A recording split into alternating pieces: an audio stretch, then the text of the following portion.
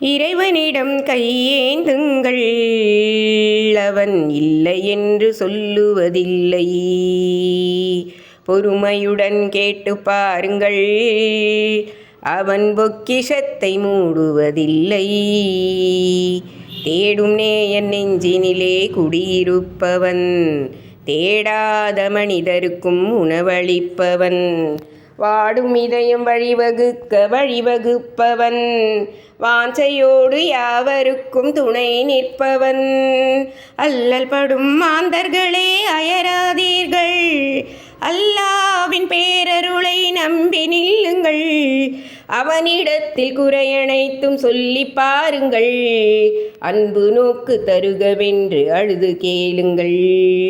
இறைவனிடம் கையேந்துங்கள், அவன் இல்லை என்று சொல்லுவதில்லை.